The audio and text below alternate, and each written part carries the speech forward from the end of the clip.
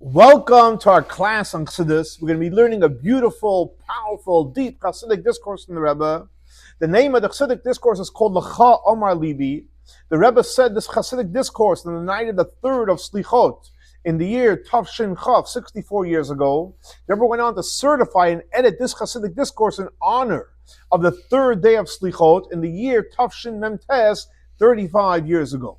So again, the Chassidic discourse is based on the verse in Psalm 27, in the famous LaDavid Hashem Oiri that we say every single day, twice a day, for the whole month of Elul and until Hoshana Rabbah in the month of Tishrei. So the verse says, L'cha Amar Leby, Baqshu Ponai, etc. So the Rebbe brings from the previous Rebbe in a Chassidic discourse with this title. So he brings Rashi's commentary that the word L'cha has two insights, or two translations. One is b'shvilcha, for you. In other words, b'shlichusecha. I'm going on as a mission for you. And the other one is b'mkaimecha, literally in your place. There's one is an emissary and one is literally standing in its place.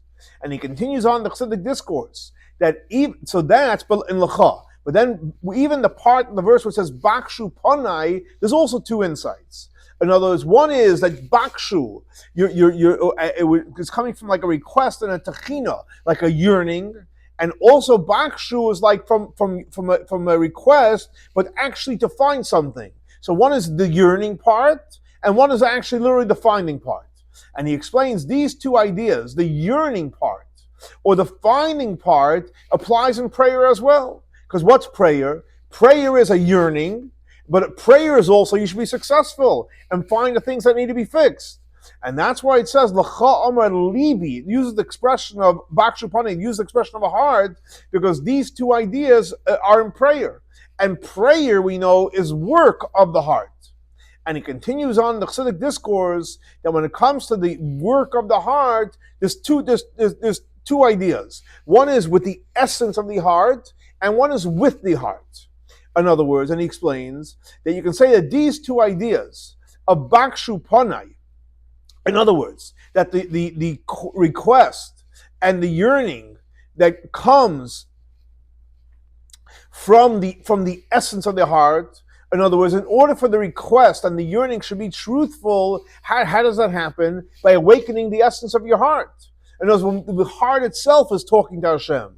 And the idea that you're looking to fix certain things, that is with the heart.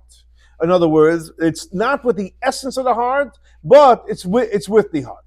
So to explain these powerful ideas, what we just discussed, he brings in the Chassidic discourse with an introduction based on the verse that says in the prophets, "Mibsari echze Eloka," that for my flesh I'll see godliness. So he says, one second, the fact is, we know that the main thing is our soul.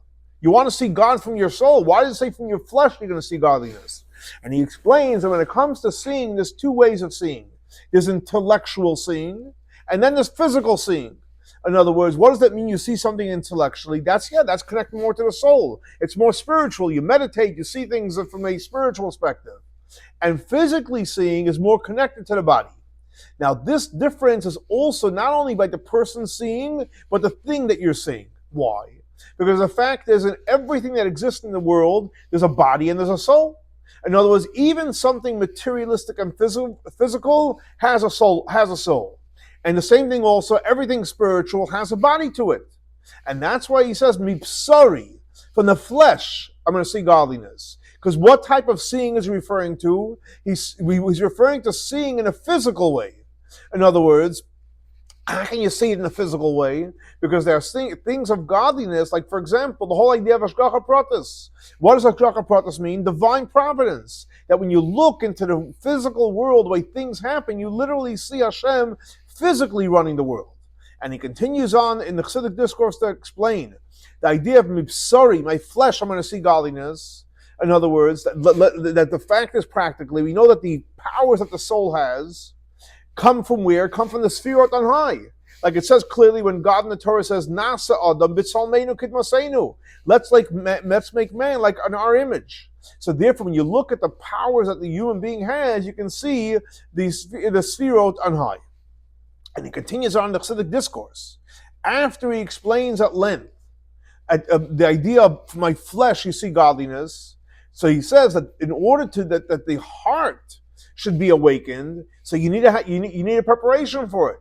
In other words, what does that mean? So he says, even though we know what awakens the heart by meditation, but he says, nevertheless, in order for the light of the intellect, which is the godly soul, should shine into the emotions, the heart has to be prepared. How do you prepare the heart that it should be ready to receive something so powerful? So he says that the way we prepare it is, and I'll say it in Hebrew, is through the merirus, the bitterness before prayer, not sadness, God forbid, bitterness. What does that mean? When a person meditates about the idea that the godly soul, which is a part of Hashem, came down into this physical world where God's concealed. But it came down, why? For the elevation that's going to happen afterwards. In other words, when a person is going to go ahead and work and learn Torah and do mitzvahs, so then the soul will get elevated even to a higher place than before. That's the purpose of the soul coming down here. But when you look at the way we're behaving in reality, and as besides the fact that we're not learning enough Torah that we should, that we're not doing the mitzvahs like we should, so therefore the elevation of the soul is not going to reach its completion. But not only that, but unfortunately we do negative things. We actually pull the soul down even lower. And like if you meditate an idea, what Alter explains in Tanya, that when you do something inappropriate, you're literally like taking the head of the king and putting him into the mud. You're going to become bitter over it. But this bitterness, that is not a negative thing. It's actually plowing the heart, that the heart can be ready to receive the powerful light from the intellect.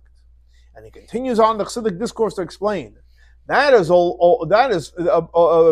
whole year, and especially in the month of Elul, which we know the month of Elul is a time that the 13 midos harachim, the 13 attributes of compassion, are revealed. And the 13 attributes of compassion are revealed in the month of Elul, not just to special people, to everybody, even someone that's distant from God. It's there. It's like Wi-Fi is open, the 13 attributes of compassion are totally open. And like, for example, the analogy that's given about the king in the field. Now, what happens when the king in the field? Everybody is able, and everyone could go ahead and receive the king, and you can make any request that you want. And guess what happens?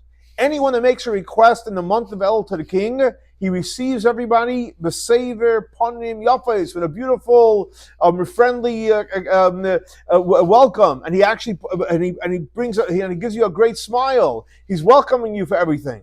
And represent you can add that even though that the explanation of the Chassidic discourse that speaks about the quality of the month of Elul, it talks about, unfortunately, about sadness, that you're sad that you're not doing what you're supposed to. But nevertheless, Rebbe says, since in the month of Elul, what gets revealed? The 13 attributes of compassion, and even someone that's distant from Hashem. So therefore, it's an appropriate time to, so to speak, plow out the heart through bitterness. But nevertheless, Rebbe says that the revelation of the 13 attributes of compassion has to not only bring bitterness, but actually has to add in simcha, has to add in joy. Why? Because since the king is showing you like a big smile, so you have to, like the face that you see in the mirror. What do you see in the mirror? Whatever you put in, that's what you get out. So if Hashem is smiling, guess what? We have to smile back to Hashem, that you're serving Hashem with simcha. And he continues on, and he finishes off on the Chassidic discourse, the explanation of the verse, amar lebe, that it says that it says I'm doing it for you and in your and as a messenger for you. In other words, that the heart that we have is for Hashem, and our heart is to create a dwelling place for Hashem down here. So that is the first insight. I mean, here's your messenger to make a dwelling place down here. And according to the insight that it's in your place is referring to the point of the Yiddishkeit that every single person has, which is connected to the infinite part of Hashem. Okay, so now after this powerful introduction, what the Rebbe brings from the previous Rebbe, is in order to understand the explanation of these two insights of amar lebe and their connection to the ideas that I explained in the Chassidic discourse. In other words, the idea of, for my flesh you'll see godliness, And in order to awaken the heart, you have to have a proper preparation. Rebbe said he'd like to give an introduction, what we know, the teaching of the Maggid of Mezrich, that it says in the name of the Baal Shem Tov. And he says as follows, that every word from the words of prayer, there's three components. So every time you say a word in prayer, there's three components. What are the three components? Olam, Neshama, and Elokus. Olam is world, which is referring to space. Neshama is the soul. And Elokus, godliness. So based on this, the Rebbe says, you can say that even the idea of Bakshu Panai, that the work of searching Hashem, which is through prayer, has also these three components. In other words, in the word of Panai, in this verse, there's three insights.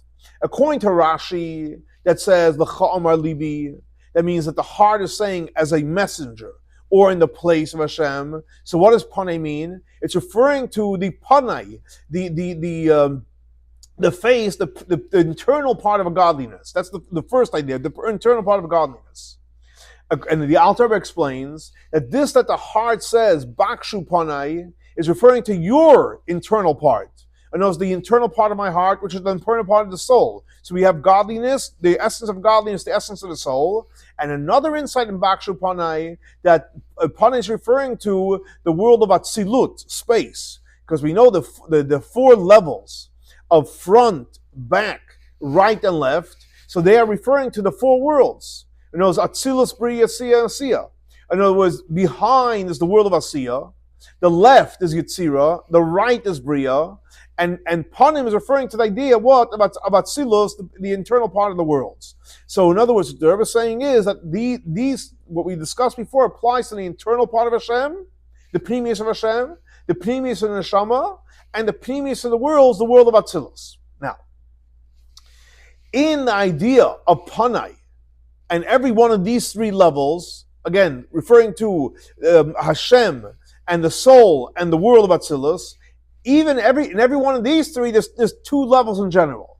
In other words, what's the two levels? There's the internal part of Hashem, the soul, and Atzilus, the internal part that has a connection to the external part, and then it's referring to the internal part which has no connection to the external part. It's totally the internal part. And Rebbe explains as follows. When it comes to the worlds, so what do we say, what's the internal part? It's the world of Atzilus. So the internal part is the world of Atzilus, but that has a connection to the outer worlds, the other worlds, which is Pnimius, which is connected to Chitzonius, and then the Pnimius, the internal part, which is above Atzilus. And like the Rebbe brings from the Tzemach Tzedek, he explains based on the verse where it says, Bakshu Panai es Panecha Abaya Vakesh. And what does it mean, Bakshu Panai? Is to bring down Chachma Vatzilus, bring down Chachma Vatzilus. That's Panecha Hashem Vakesh is referring to bring down the internal part of Hashem, which is the light of Arich and Atik. So we know in Keter there's two levels. Atik is the higher one and Arich is the lower one. So the difference between Atzilus and above Atzilus is that Atzilus is part of the four worlds. And yes, it's the most powerful part of the world. It's the internal part of all the worlds. But nevertheless, it's internal part which is connected to the external worlds. Atzilus has a connection to Bria, Yetzirah, Asiya. So yes, Atzilus is the most powerful, it's Pnimius, but it's connected to Chthonius, the other worlds. But then you have above Atzilus, which means it's above the worlds, which means it's the internal part which is disconnected from anything external.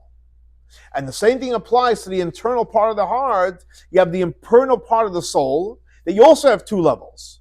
Where do you have the two levels? So he brings from the Alter Rebbe L'Kutei Torah, in the Chassidic discourse where it says, Ki seitzi l'melchama ilabecha, when you go out to war on your enemy. So he says that in the internal part of the soul, there's two levels. There's the ray of the point of the heart, and then there's the essence of the internal part of the heart. So there's the ray, and then there's the essence. And these two levels are connected to the world of Atzilus, and that's the difference between the external part of the heart and the internal part of the heart. Because the external part of the heart is from Bria, Yetzirah, Asiya, and the internal part of the heart is from the world of Atzilus. And that's why the external part of the heart is logic. And the internal part is above logic. Why? Because in the world of Bria, that's already the world of comprehension. Like it says in the Zohar, Eima Mekan Berkasaya. But on the other hand, Atzilus is the level of Chachma, and the ultimate of Chachma is it's above comprehension. You can't comprehend it, you need Bina to comprehend it. But nevertheless, the shining of the internal part of the heart is from Atzilus, which means the internal part,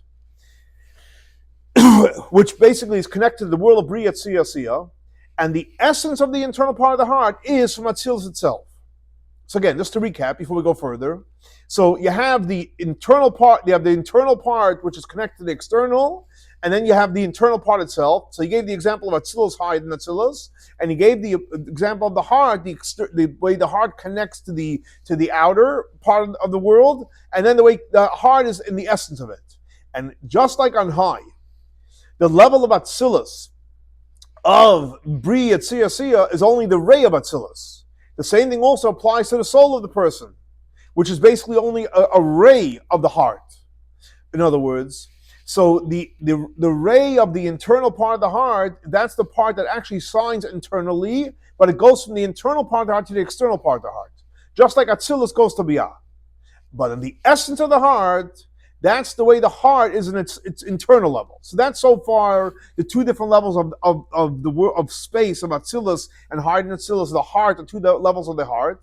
And the same thing also referring to the internal part of godliness. That you have the same idea on the two levels. How does that work? So he says, well, understand it based on what the author explains in Tanya about the two names, Hashem and Elokim. So Elokim is the Chitzonius, the external part, and Hashem, Yud Kei Vav Kei, is the internal part.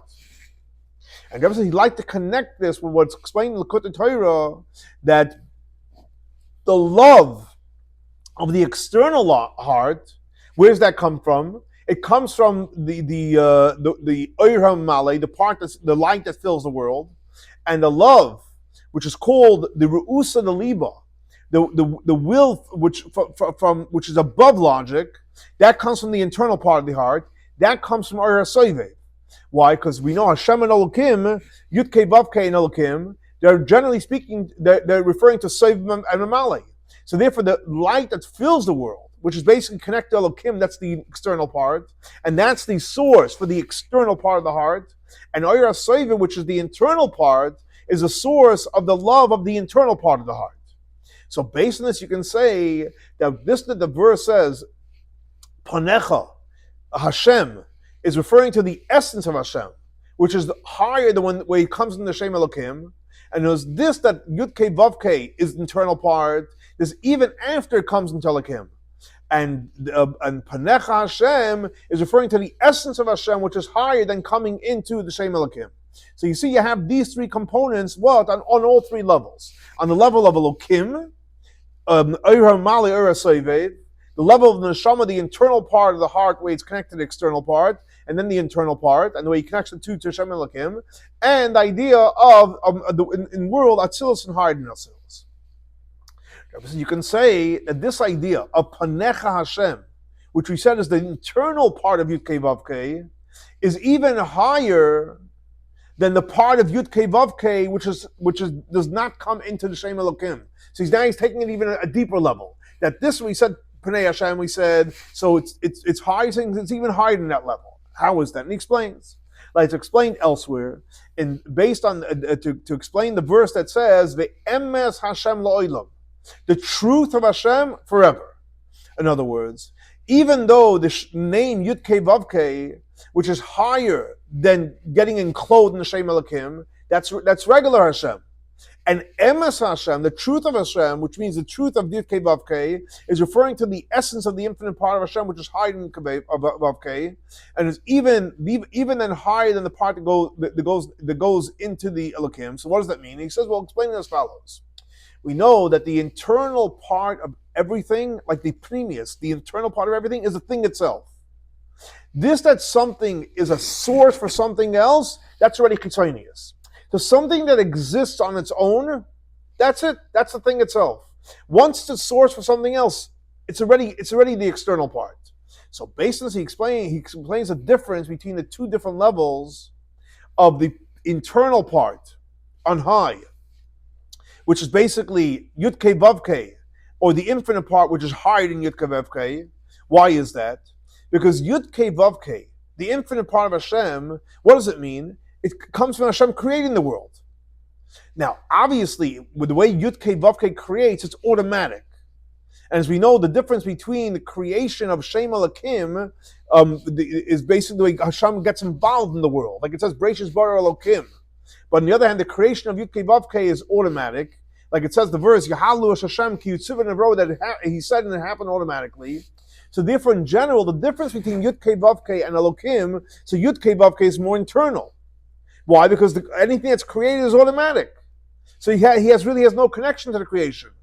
But nevertheless, the fact that from Yud Kei Vav Kei creation does come, it has a connection. So when we say the internal part, it's referring to, I'll say it in Hebrew, I'll translate it, Atzmos Orein Soif, the essence of the infinite part of Hashem, which is higher than Shem Yud Kei Vav Kei. So what he's saying is that even though in general Yud Kei Vav Kei is the Pnimius and Elokim is the Chitzonius, but nevertheless, since Yud Kei Vav Kei does have a connection to the creation of the world, even though it's automatic, so the deeper part is referring to the essence of the infinite part of Hashem. So based on this, Rebbe says, the same thing applies with the internal part of the heart. This, that the ray of the internal part of the heart is not internal, just like the internal part of the essence of the heart, the way in its essence. Because why is that? Because it shines on the external part of the heart. But nevertheless, because from the internal part of the heart, it shines into the external part, so obviously it's not the real internal part.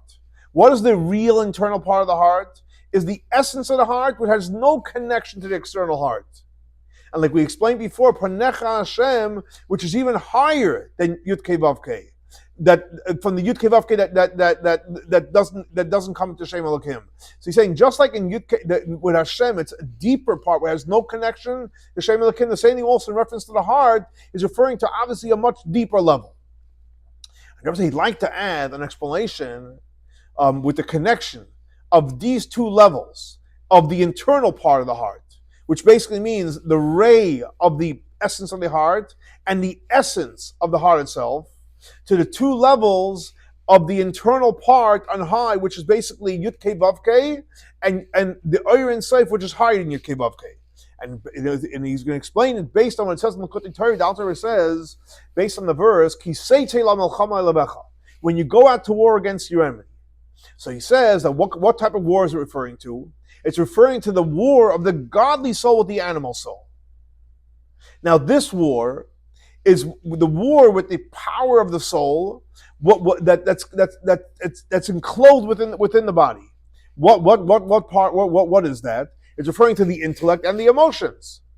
However, the internal part of the heart, which means the point of the heart, that is alivech, above your enemy. What does that mean, above your enemy? It's totally disconnected from your enemy.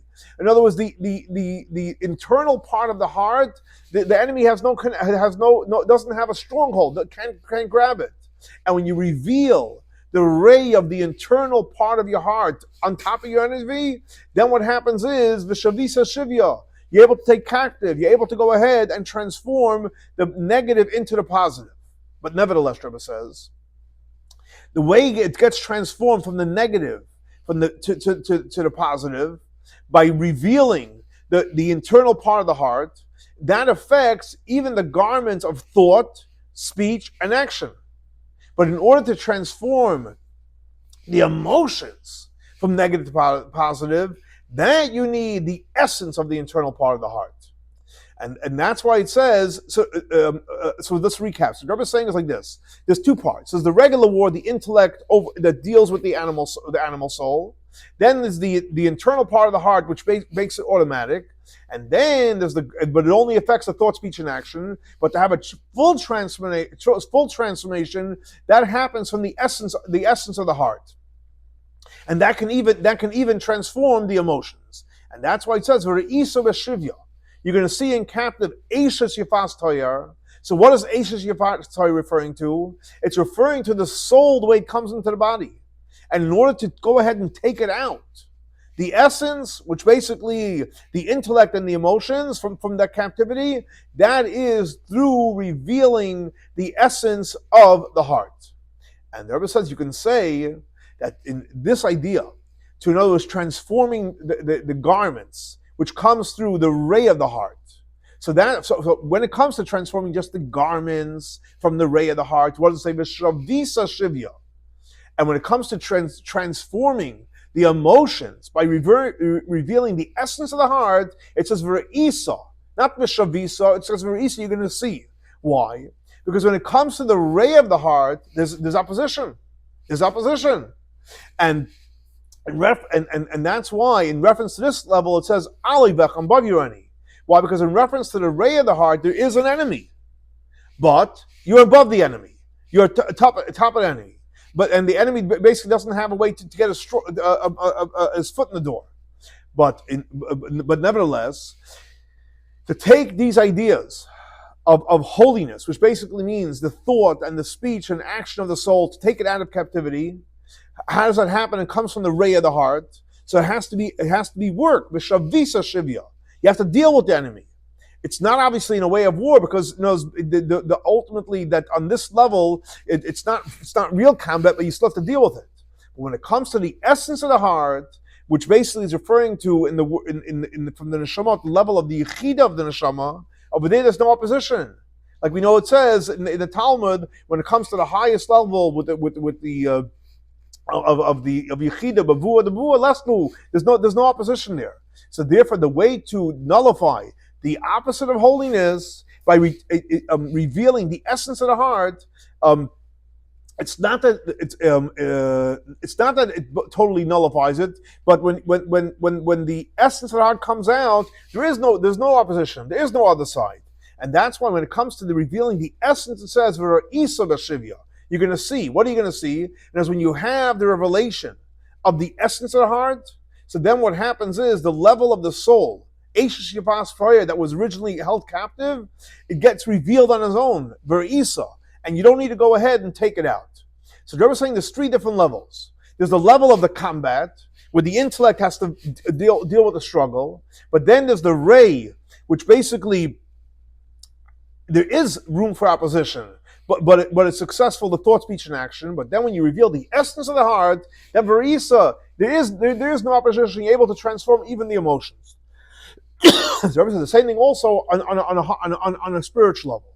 That when it comes to the name Elokim, it's possible through many contraction of light, they can leach out negativity to the wrong places, up until the point you can have literally foreign gods. And like it's explained in many places, that the name Elokim, it's not only a protection that conceals on Yud-Kei Vav-Kei, but even the light of Yud-Kei Vav-Kei, the way it comes down and gets concealed, it gets contracted through the Shem Elokim, and there becomes a source for everything that's creation, which in generally speaking to, what is that referring to? The light of Mamali, the way God comes in the world, which is called Elokim. So the same thing also, you can say that's the same applies with the Oyer Mamali, that it gets affected by the world. But since the creation that comes from the Shem Elokim, which basically is the Oyer Hamali, it gets enclosed in the world. So what happens is the things that it creates, it has some kind of recognition that it exists.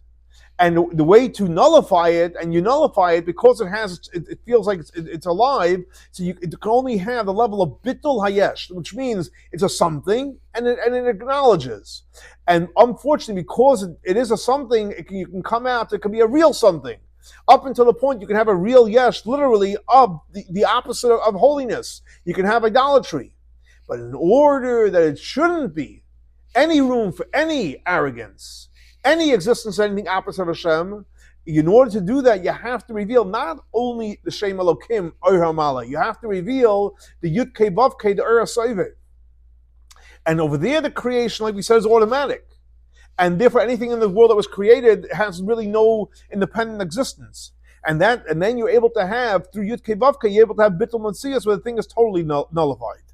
And based on what we explained before, that even the level of Yud-Kei Vav-Kei, which shows it has some kind of connection to creation. So obviously you have to say that in reference to Yud-Kei Vav-Kei, there is There is room for something to be considered that it exists. But so therefore, the ultimate, the highest level of bittul, the highest level of self-nullification, is only in reference to the atzmas, the essence of the infinite part of Hashem, which is higher than Yud Kei Vav Kei, which on that level, world doesn't really have any room to exist.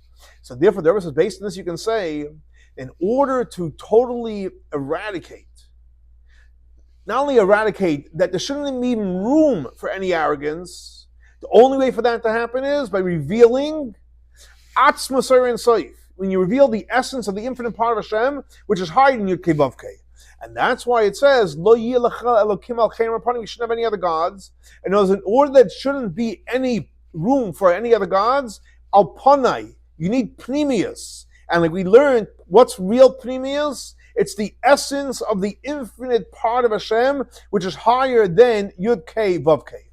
So the Rebbe is saying over here something very, very powerful. There's three levels. There's the lowest level, Elokim, which over there's obviously going to be issues because someone thinks I'm a somebody because of the concealment.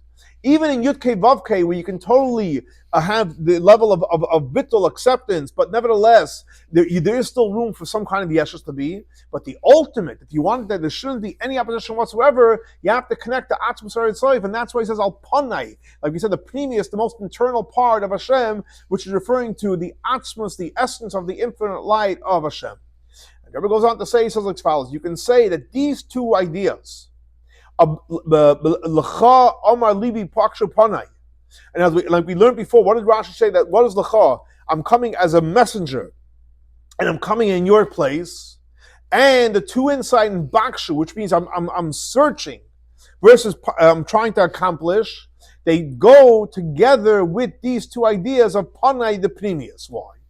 Because when you're dealing with the internal part of Yud Kei Vav Kei, which means it's the internal part compared relative to the Shem Elokim.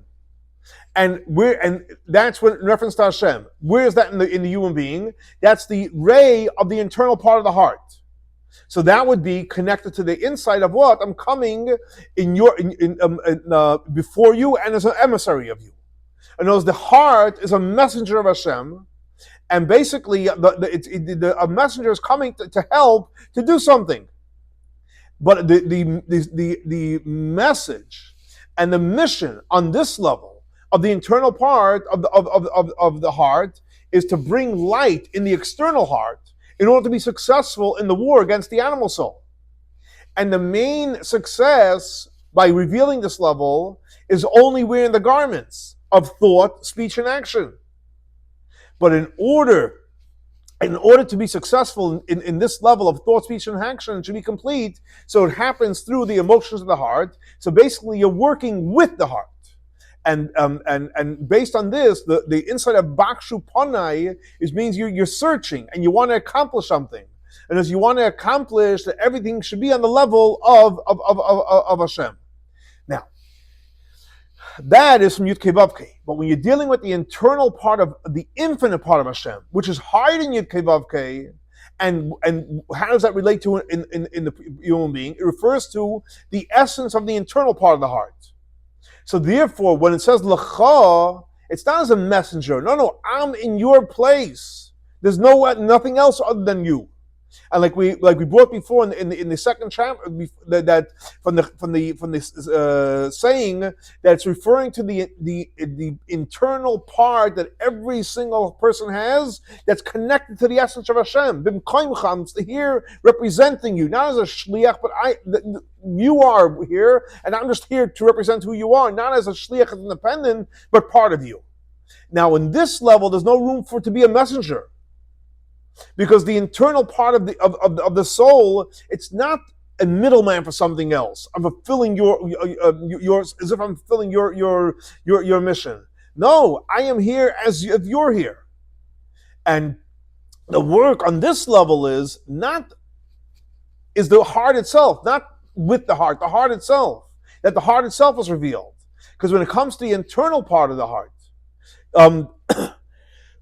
the way it's normally concealed, but the goal over here is that the heart should be revealed. And based on this, the insight is B'kshou Panai, that it's a request and it's a yearning. And the yearning is so strong that what? I should just be representing who you are. Now it's explained in another place that when the soul gets elevated by coming down into this world, there's two ideas. One idea is that even when the soul comes down into this world and it comes into our body and it deals with the animal soul, it still serves Hashem. So what happens is, how are you serving Hashem if you're in the body? Because what gets revealed is the real power and the connection the soul has with Hashem. That even the concealment and disguise of the body and the animal soul cannot affect the connection that we have with Hashem. That's the first insight. So in other words, the first power of the soul coming down to the body is that even though in the darkness of the world, it stays connected. That's point number one. Point number two is that when it comes down to this world, something new happens. What's something new that happens? The transformation and the purification and the refinement of the body and the animal soul in this world. So two different things happen. One, when the soul comes down, it shows how it's still connected. And B, the fact that it creates something new, it transforms the world. Now, since this idea, the second idea of transforming and purifying and refining the body, which basically creates something new, it's not revealing what's concealed, but it's creating something new. So it's much higher than revealing the power of the soul. And like we know that when it comes to transforming and refining the body and the animal soul, and that's the reason why we came down to this world. So how does that happen? It happens when we're in a level of we love Hashem, we're in awe of Hashem from the revealed part of our heart, which basically are the external part of the heart. So therefore you could say that there is an advantage in the mission of revealing this part of the heart into the external part over just revealing the internal part of the heart. Because till now we spoke about the deeper level, the way literally the essence of Hashem on the deepest level. But he says, since ultimately the goal is to transform and create something new, and that happens by the internal part of the heart going into the external part, so obviously there's an advantage in that as well.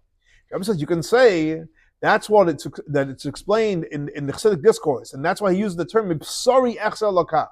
That from my flesh, literally from the flesh, you see godliness. Literally from the flesh. What does that mean? Because it's referring to not seeing it intellectually, but literally physically seeing it. And seeing it in the body. Why? Because what's the ultimate purpose of the soul to come down to this world? Not that the soul should be revealed when it's in the body, but the goal is that the body should see godliness. It's not just the soul should see God. The goal is the body should see godliness. And there points out, and he says there's another insight of mibsari from the flesh, I'll see godliness, that literally the flesh itself, just like eyes see, the flesh will see godliness. And like the teaching of the Alter Rebbe, based on the verse of mibsari echzer laka, that you have to go ahead and you have to clean the flesh, that the flesh will see godliness. And this is what he says, you have to clean the flesh, and you have to take off all the things in the flesh that's blocking it from seeing godliness. So it's self-understood that the flesh itself will see godliness. And like we see from the teaching of the Rebbe Rashab, based on the verse from Sari Echzer Laka, and he says, don't look like a piece of clay. Look, the fact is, Hashem created the body. And the only one that can create this physical body is Hashem, and he created something from nothing. So literally, you're able to see the godliness from the physical flesh. So you can say that in the Chassidic discourse, he explains that for my flesh, I'll see godliness, and you see it in the literal way. In other words, even though seeing godliness in the flesh is a very, very high level, and especially that, like the way the Rebbe Rashab explains, is referring to the infinite part, the essence of Hashem that's in the body. And the reason is because seeing godliness in the body, which basically is the essence of Hashem, is basically intellectual seeing, which is more connected to the soul. But the ultimate purpose is that to see it literally in the physical body should see godliness. Ever since we know that just like when the soul came down here, what's the whole reason? To get elevated. The purpose is not to stay down, it's the whole elevation.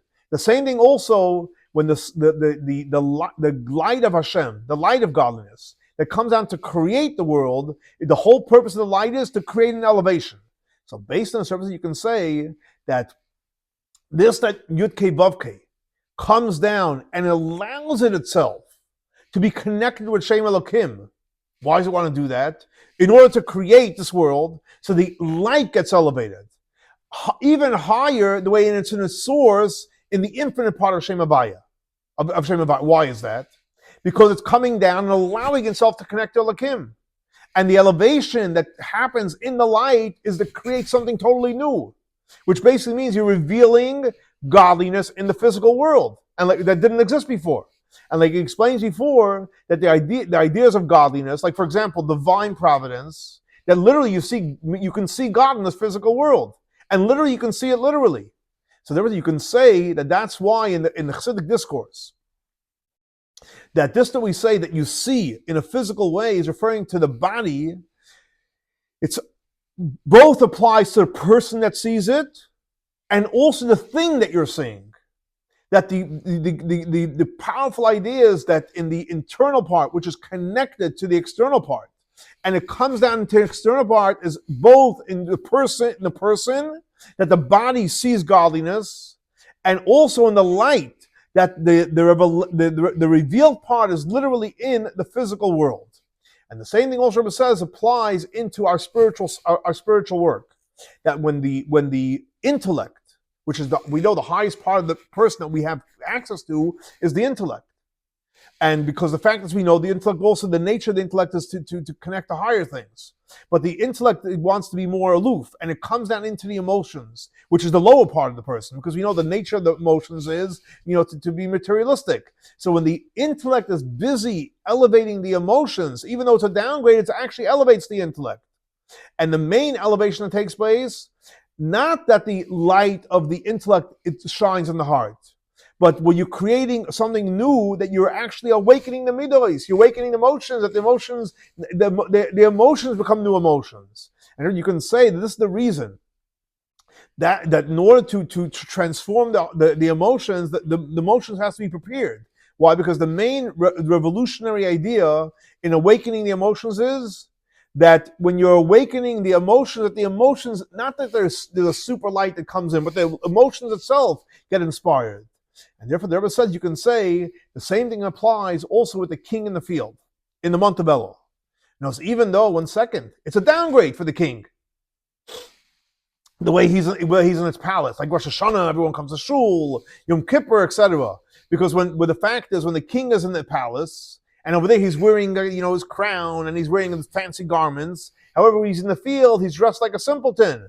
But nevertheless, by coming down on the field, the king gets elevated, so to speak. Why? Because when he comes down to the field, there's something new that happens. What's something new that happens? That even the people that are far away, they come to greet him. Versus in the palace, you have to be ready, only certain people. But literally, by going down to the field, that's how you can have the greatest elevation. But nevertheless, since when it comes to the revealed part, that he's in the field, when you look at him in the field, it's a downgrade. Versus when he's in the palace. So therefore, you have to have the work in the field in a way that you don't stay in the field. Afterwards, you go to the king's palace. And like he said in the Chassidic discourse, that what's the work of the month of Elul is only a preparation for the work of Rosh Hashanah Yom Kippur. And this is the connection between the two insights of Amar Lebe, Bקשו Panai, that the work of Amar Lebe, that my heart is saying, together with the insight that which says that we're coming as a messenger.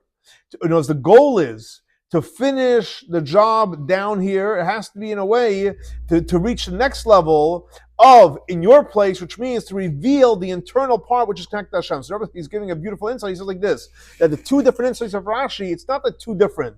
It's a process. By coming as a messenger, which is the first level, then you literally become in his place. And he continues on in the Chassidic discourse, at the end of the Chassidic discourse, that when a person awakens the internal part of the heart, what happens is you become a pure vessel to receive the blessings for the whole year. And therefore you can say that this you have the two qualities. And there's the quality of I'm a messenger of you, and the quality of I'm literally in your space. What does that mean? That when you're drawing down the energy, and it comes down through the channels of we call Seder or Stalshos, so things flow from one world to the other. So then what happens when you go through the proper channels or the normal channels, then they check, are you befitting for these blessings or not? And some people come along and they say, no, maybe you're not befitting for this. And you can say that even when it's coming from Yud Kei Vav Kei. Why? Because Yud Kei Vav Kei, we said, is connected to the world. And like it says, he ever quotes the verse where it says that even they came to rebel against Yud Kei Vav Kei. But this, that the blessing comes down with abundance. Where has it come if there's some opposition? Because when you reveal the essence of the heart, which comes from the infinite part of Hashem, which is hiding Yud Kei Vav Kei, and over there's no way that anyone can come and give any complaints. Why? Because on that level, when it comes to Pani, the essence of Hashem, there's no foreign gods. And not only that, there's no limitations of Elokim, even of holy limitations. So therefore, the flow that comes from that level comes in infinite ways. And this idea that the flow comes in infinite comes in a materialistic level.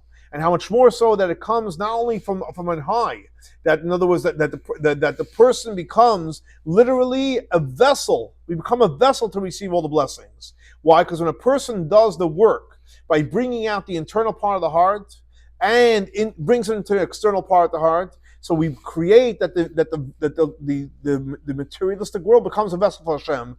And what gets realized is the real power of materialism, of the and the power of the Jewish people that are making what? A dwelling place for Hashem.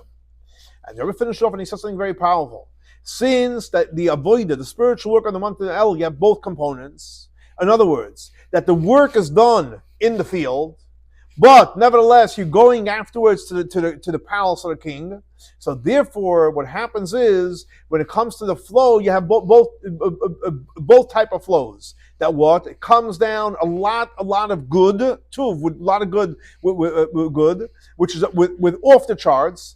And so that's a lot of good, but more importantly, the good comes in a revealed way in the physical world, and therefore we're going to have a Lashana Toivo Masuka, a good year and a sweet year. Bebana Chaya Mazainik Pshutai. We have children and sustenance, literally, and bekulam and everything. It's going to be what? With tremendous abundance. So here you have a very powerful, beautiful Chassidic discourse of the Rebbe, where he explains the chapter of Psalms 27, the few verses that we're studying now and that we're reading every day in the month of Elul and through Hoshana Rabbah, with powerful Kabbalistic insights. But ultimately, the Rebbe finishes off. The goal is to bring from the highest levels down to the lowest levels. And this way we'll all have the greatest, most powerful blessings. Have a great and blessed week, and let's hope our next class will be in Yerushalayim Ir HaKodesh.